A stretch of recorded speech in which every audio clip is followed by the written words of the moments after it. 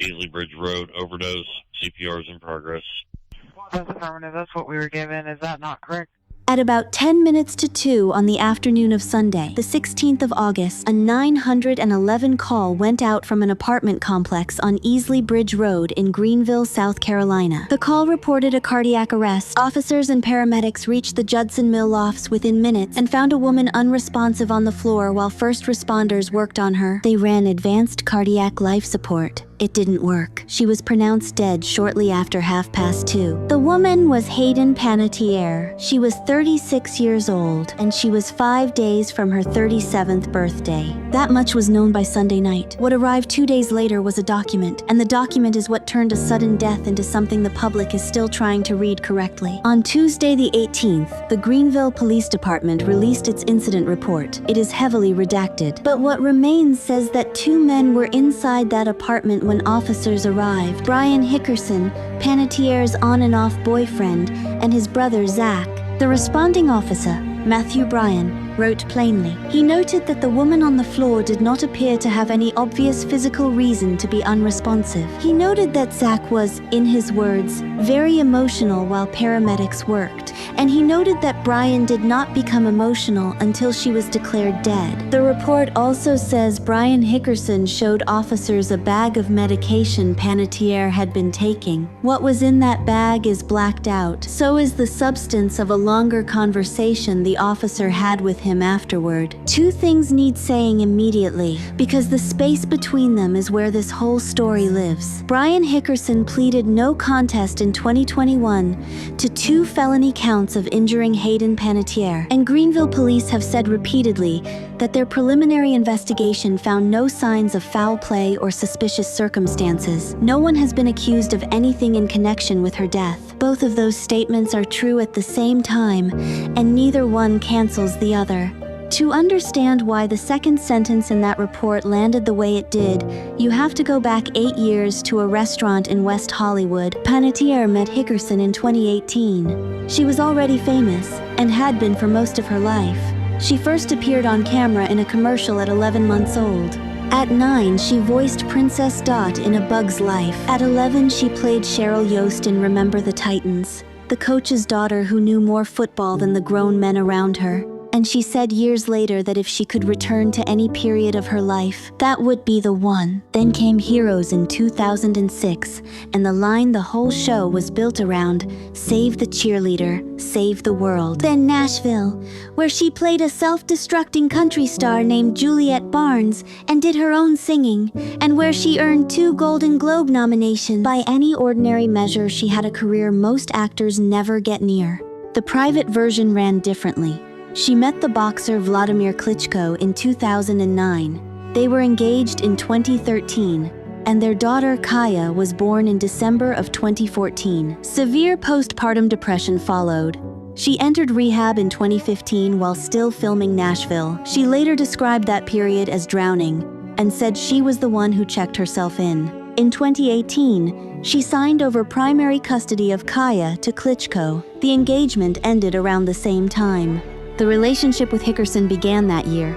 Within a year, it was in court records. He was arrested in May of 2019 after an alleged altercation and charged with felony domestic violence. A judge ordered him to stay 100 yards away from her. That case fell apart because prosecutors could not secure a material witness.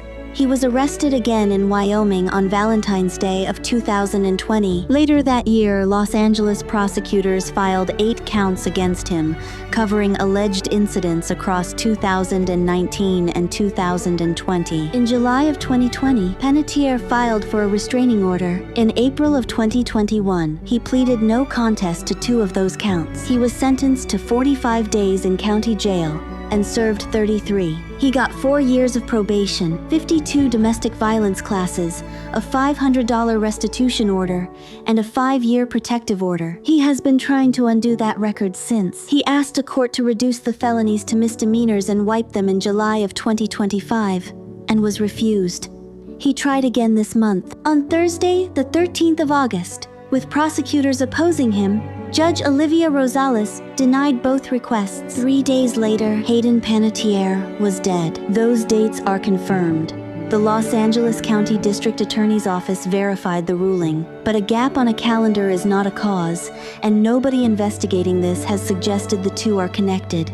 It is a sequence, and it should be left as one. What makes all of this stranger is that Panettiere had spent the spring telling the story herself. Her memoir, This Is Me, A Reckoning, came out in May, 3 months before she died. It became a New York Times bestseller. In it, she wrote about postpartum depression, about addiction and recovery, about the way tabloids treated her body as public property, and about Hickerson including a night she said he beat her so badly she stayed indoors for weeks, and her reluctance to report it because she didn't want the public to know. She also wrote about hoping jail would fix him.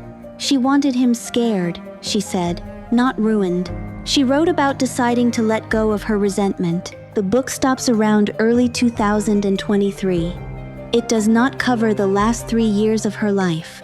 That gap became visible almost immediately after her death, because the people around her started filling it in from different directions and did not agree. Griff first directed her in a film called A Breed Apart in 2025. He posted that when she arrived on set, word came from the security team that something was off. He met her at the door with Hickerson there. He said she was sweet and gracious and eager to work, and that she was not okay.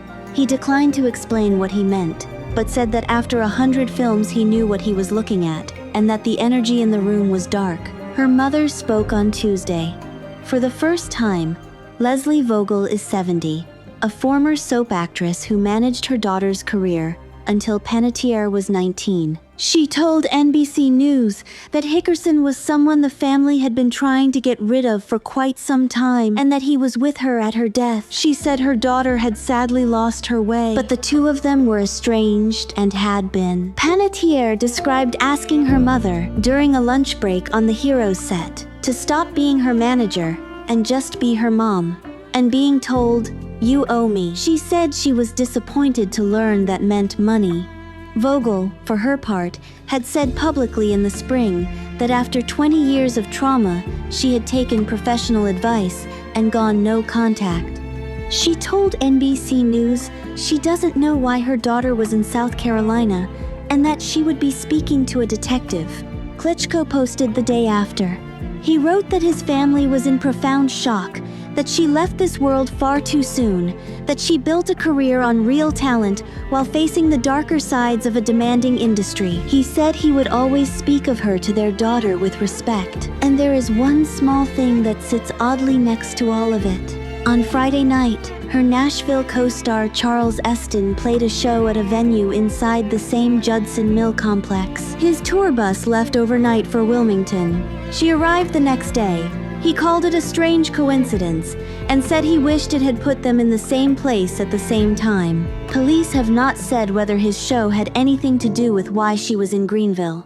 Officially, nobody has explained why she was there. What remains is mostly what has not been released. There is body camera footage from that afternoon, unreleased. There is security video from the complex showing all 3 of them arriving and leaving. Detectives from the Violent Crimes Unit executed a search warrant on the apartment. Dispatch audio from the 911 call includes first responders referencing a possible overdose, but the coroner has confirmed nothing about how she died. The autopsy, completed the following morning, found no trauma. Cause and manner of death remain pending. The Greenville County Coroner's Office has said the toxicology work could take up to 12 weeks, so the answer arrives sometime around November, to a question that a great many people had already decided they understood by Tuesday afternoon.